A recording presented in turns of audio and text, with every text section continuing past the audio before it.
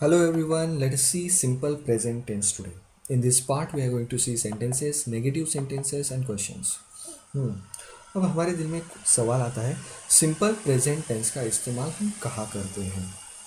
हमारी रोज़मर्रा की ज़िंदगी जो हम जीते उसे बताने के लिए हम सिंपल प्रेजेंट टेंस का इस्तेमाल करते हैं। हमारी आदतें, हमारे लाइक्स, हमारी हैबिट्स और डेली रूटीन, हम इन सब चीज़ों को बताने के लिए सिंपल प्रेजेंट टेंस का इस्तेमाल करते हैं ना। Before we start sentences, let us see subject in simple present tense. Subject के थ्री पार्ट्स आते हैं जिसको हमने टू टाइप्स में डिवाइड किया है, singular and plural. Now let us see first, first person singular. The person who speaks is known as first person. Singular में आता है आई एंड प्लूरल्स में आता है we. Then comes second person. Second person is what? The person to whom we are speaking. जिस व्यक्ति से हम बात कर रहे हैं उसे कहा जाता है सेकेंड पर्सन। सिंगुलर में आता है यू एंड प्लूरल्स में भी आता है यू। अरे यू दोनों जगह पे कैसे क्या? Now see, this you stands for one person. इस यू का इस्तेमाल हम एक व्यक्ति के लिए करते हैं और इस यू का इस्तेमाल हम एक से ज़्यादा व्यक्ति हो तब करते हैं। Understood? Now let us see third person. Third person means what? The person to whom we are talking about. जिस व्यक्ति के बारे में हम बात कर रहे हैं उसे कहा जाता है third person.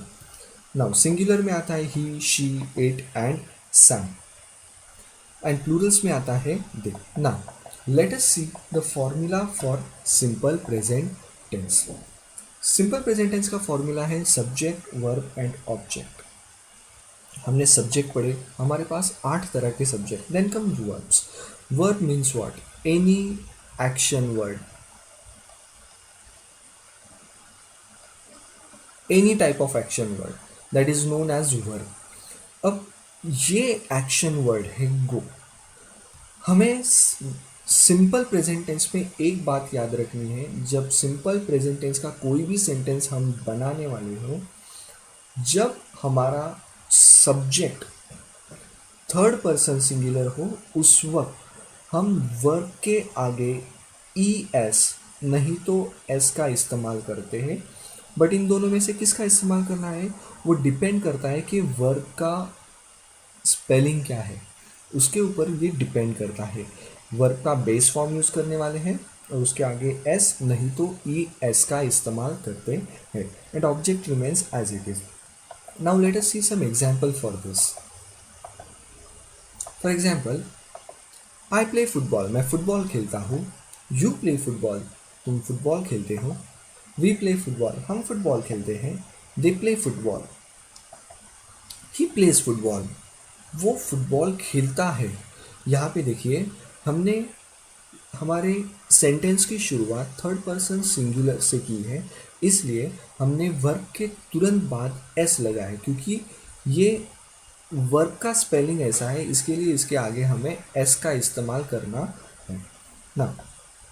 She plays football, it plays football and Sam plays football. अब हम दूसरा सेंटेंस देखते हैं जहाँ पे हमने ई एस का इस्तेमाल किया है। For example, I go to market, you go to market, we go to market, they go to market, he goes to market. यहाँ पे देखिए, ये वर्ब सब्जेक्ट तो हमारा थर्ड पर्सन सिंगुलर है, इसलिए गो का हमने बेस्ट फॉर्म मतलब वर्ब का हमने बेस्ट फॉर्म यूज़ किया, उसके आगे ई एस लगा दिया and our sentence becomes in a simple present tense. Now let us see another example. She goes to market, it goes to market, Sam goes to market. Understood? I go to market मतलब क्या? मैं बाजार जाता हूँ। Simple. मतलब इसका मतलब ये नहीं कि मैं अभी बाजार जा रहा हूँ, जब वक्त हो तब मैं जाता हूँ। Now let us see some negative sentences in simple present tense. अरे नेगेटिव सेंटेंस देखने, बट फॉर्मूला तो हमने वही लिखा। देखिए, यहाँ पे हम छोटा सा बदल करने वाले हैं। यहाँ पे देखिए, हमने ये 4 सब्जेक्ट लिए जो थर्ड पर्सन सिंगुलर नहीं है। थर्ड पर्सन सिंगुलर को छोड़ के हमने ये 4 सब्जेक्ट लिए हैं। उनसे अगर हम सेंटेंस बनाते हैं तो हमारा सेंटेंस कैसे बनता है? देखिए they do not go to school और they don't go to school. इसका मतलब हमें क्या करना है, वर्ब के पहले और सब्जेक्ट के तुरंत बाद हमें डू नॉट नहीं तो डोंट, इन दोनों में से एक का इस्तेमाल करना है और हमारा सेंटेंस नेगेटिव बन जाता है। कितनी सिंपल बात है। बट एक बात याद रखनी है हमें, do not and don't are same. Do not का डोंट ये शॉर्ट फॉर्म है, ये हमें याद रखना है। एंड अगर हमारा सब्जेक्ट थर्ड पर्सन सिंगुलर हो तो उस वक्त हम डू नॉट और डोंट का इस्तेमाल नहीं कर सकते, उस वक्त हम डज नॉट और डजेंट का इस्तेमाल करते।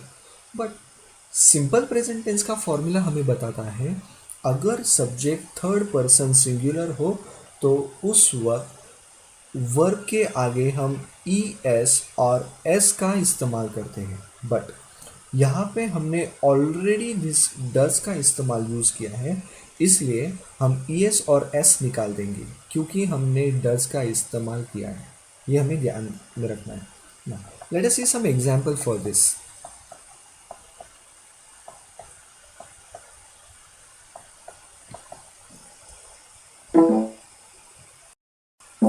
For example, I play football, I do not play football. यहाँ पे देखिए हमने तुरंत सब्जेक्ट के बाद डू नॉट का इस्तेमाल किया एंड वर्ब के पहले, यह हमें याद रखना है और हमारा सेंटेंस नेगेटिव बन जाता है। Let us see another example, you play football, you do not play football. We play football, we do not play football. They play football, they do not play football.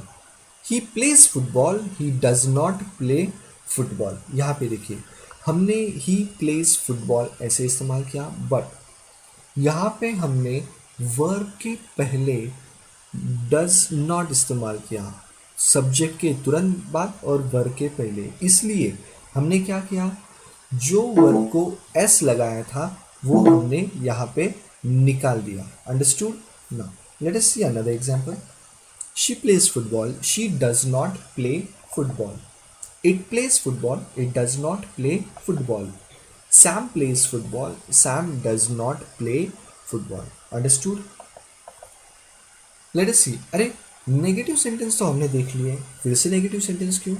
Now we are going to use the short form of do not and does not. For example, I play football, I don't play football. This don't and do not are same. Do not का don't ये short form है, हमें ये याद रखना है। You play football, you don't play football. We play football, we don't play football. They play football, they don't play football. He plays football, he doesn't play football. यहाँ पे भी देखिए हमारा जो सिंपल सेंटेंस है, ये सिंपल सेंटेंस में हमने प्ले को एस लगाया है, बट यहाँ पे प्ले का एस निकाल दिया क्योंकि हमने यहाँ पे डज का इस्तेमाल किया है, हमें याद रखना। She plays football, she doesn't play football. It plays football, it doesn't play football. Sam plays football, Sam doesn't play football. Understood? Now, let us see the questions in simple present tense. For example, I play football, do I play football? यहाँ पे देखिए हम direct example से शुरू करते हैं ताकि आपको जल्दी समझ में आए। हमारा सेंटेंस है आई प्ले फुटबॉल। ये सेंटेंस मैंने यहाँ पे एज इट इज़ लिख दिया।